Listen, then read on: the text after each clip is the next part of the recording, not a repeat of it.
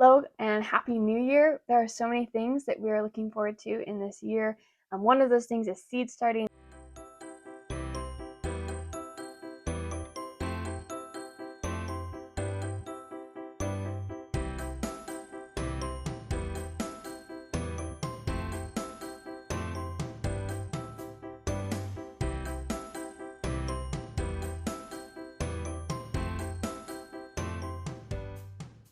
I love seed starting. It is my favorite part of gardening. I love watching a plant come from a teeny tiny seed to this beautiful plant in the garden. It's just an amazing process. Most people opt to buy plant starts from their local grocery store, which is totally fine, but it is a more expensive option and does limit how many plants that you can put into your garden. While seed starting, it's endless options of how many seeds you can start, what types, and where you can put them in your garden, and it's much cheaper. So we're really excited to show you how to do that. Over the next 3 months or so, we're going to be doing quite a few seed starting videos. We'll be talking about soil blocking. We're talking about starting perennial seeds versus annual seeds. We're going to be talking about common mistakes. We're going to be talking about cold stratification, and we're going to talk about how a healthy seedling equals a healthy plant and how to make that happen. I'm really looking forward to sharing all this with you guys. We're going to be working on 2 backyards this season, growing seedlings for 2 different projects. We're going to be growing probably over 1,000 seedlings this year with various methods, from winter sowing, cold stratification in the fridge, indoor sowing, and anything you can imagine, starting lavender on wool in the fridge. I mean, we're going to be doing it all. So I'm really excited to show you all the things we're going to be doing in the next couple of months. We're going to talk about all the supplies that you need for seed sowing. The method that we'll show you here is regarding soil blocking. We've been using soil blocking for the past few years. This has only become relatively popular in the past maybe 5 to 10 years, but we really like it. You cut down on plastic, your materials don't wear out. You also really get super good plant health from soil blocking. So when the seed germinates in the soil block, it sends its roots out until it finds the edge of the soil block. And then at that point, it just stops growing. It'll stay alive, but it'll stop growing. And you kind of avoid root boundedness. You've got really good plant health. You're avoiding disease because there's good airflow, so mold won't develop. Anyway, it's a wonderful way to start. So we're going to show you how to start seeds in soil blocks, starting with the miniature soil blocks, and you can really pack them in here. So what you'll need is obviously a miniature soil block and a miniature soil block little imprint attachment that will go onto your medium-sized soil blocker. This is the one that we started with. You'll also need some trays, some plastic trays like these. You'll need a screen sifter to get your soil really fine, especially for the miniature soil blocks. And then finally, you'll need a small watering can to be able to water these. We're going to start our seeds in the miniature soil blocks, and you can just fit tons in a really small space by doing this. Once the seeds are ready to be transplanted into the medium-sized, we'll just make the medium-sized soil blocks and pop the miniature ones in. And we'll have videos on that in the future. It's a really cool method. From there, the roots will just continue to seep into the medium-sized soil blocks, and then eventually they'll be ready to either put into pots, or we'll put them directly outside in the soil when it's time. The second category of supplies that you'll need is an obvious one, the seeds. We really like Johnny's.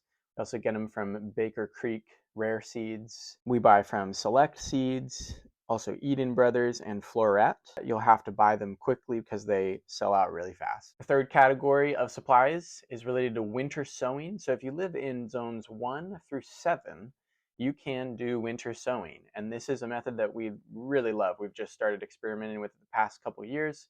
Start collecting your milk jugs. These are, free winter sowing pods that just function as these little compact greenhouses. It's a really great method. We're using these clear plastic mini totes, and we'll just drill holes in the bottom and in the lid for ventilation and drainage, and that'll be our little winter sowing pod.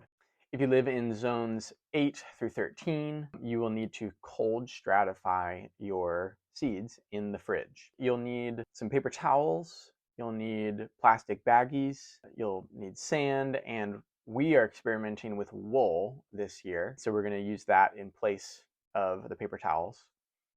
And then you'll obviously need a place in your fridge to put the seeds. And then the fourth category of supplies is for indoor sowing.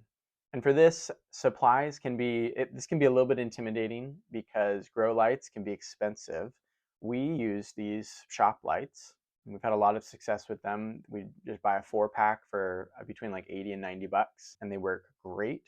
So you'll need some sort of grow light. You'll need some sort of shelving system. So we've got these metal shelves. We bought them off Wayfair a while back. And then you'll need plastic wrap to create your germination dome. Optionally, you can have a little heating mat that speeds up germination. They'll germinate regardless. We'll potentially use one this year just to speed it up. All right, so I'm going to show you how to set up your seed starting space. The first one for winter sowing, you just need to find a spot that gets full sun and it's exposed to the rain or the snow. This can be on an uncovered patio or on a table in your backyard. Or for us, we just like to put them right where we're going to plant them. It actually makes it really easy when we eventually do transplant them. Last year, and the year before that, we did all of our winter sowing in plastic milk jugs, and we'll have videos on that in the future. For our indoor sowing, we just set up our shelves right here in our bedroom. This is relatively safe from our children. It gets decent light during the day, but we've got these shop lights. These are the shop lights that we mentioned. We really liked these last year, so we bought another pack to kind of expand the amount of seeds that we could grow. And you're just going to want to hang these starting pretty close to the soil so that they get full light exposure. We also have a timer set up. They turn on and turn off on their own. We don't have to worry about it during the day. And so now we're ready to do our winter sowing and our indoor sowing. So the final step in preparing to seed start is planning and organization. How do you know when to start seeds and with what method? If you've already bought your seeds, you want to pull them out, look at the back of the packet or sometimes on the front, and you just want to read what the packet says. Some seed companies give really helpful information and some give very little. So you just want to start with the seed packet. It's really surprising how most people actually skip this step. It's like if you read a recipe but not the steps of the recipe, and you just throw everything in a pot and hope it works out. It's similar to seed starting. You actually need to read the packet and figure out okay, I need to actually cold stratify this seed in the fridge for 2 months before it will actually germinate. And I've made this mistake before where I just plant the seeds in the pot and okay, that's just what you do, and then it never comes up and I'm really frustrated. So in order to avoid lots of frustration, I recommend you read your seed packets, figure out what method is best for that plant, and then follow the directions and the steps that the seed packet gives you. Now, sometimes seed packets really just don't give you a whole lot of information, so you have to read between the lines or interpret. That's takes some time to learn and some skill, but it's actually, something that's very doable to do some interpretation of your seed packet.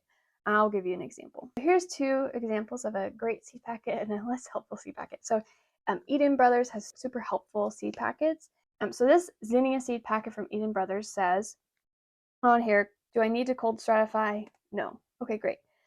So then it says, sow seeds indoors 4 to 5 weeks before the last average frost. Okay, so I'm going to sow these seeds indoors in my mini soil blocks 4 to 5 weeks before the last frost date. I know exactly what I need to do with these. Now I take this one from Select Seeds, a brand we love. Their seed packets aren't as helpful sometimes because this is a perennial seed. It's Rudbeckia Gold Blitz. And with perennial seeds are just more difficult to start. You have a lower germination rate often, and they can be a frustrating seed, which is why most people opt to buy plant starts for perennials over seeds. It says indoors recommended for seed starting. Start indoors about 8 to 10 weeks before the last frost. For me, when I read that, because I know this is a perennial seed, I know it's Rudbeckia, so it's more of a wildflower seed, I actually am going to winter sow this, or if I lived in a different zone, I would cold stratify this seed in the fridge. Because it's just going to have a harder shell, and it's going to be harder for it to germinate if the shell hasn't been softened. So that's kind of what I mean by interpret your seed packets. So I would winter sow this in end of January, beginning of February. And if I was to do this in the fridge, I would put it in the fridge a month before 8 to 10 weeks from my last frost. So I'm going to count back 10 weeks from my last frost and then do another month. So that month would be in the fridge.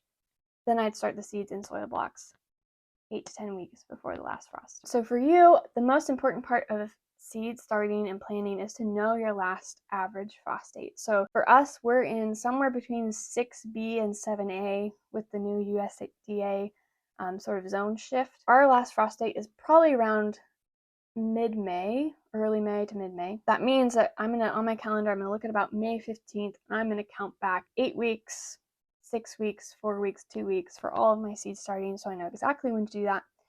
For winter sowing, I just will plant all my seeds end of January, beginning of February, and not worry about when I need to start them, because I know that the beauty of winter sowing is once you sow it, the seeds just decide on their own what the time is right for them to germinate, and they do that based on the weather. So I don't have to worry about them. But for you, pull out your calendar, count back 10 to 8 weeks from your last average frost date, and then you'll know when to start your seeds. All right, so look forward to more seed starting videos in the future. If you like this video, please give us a like and subscribe to our channel.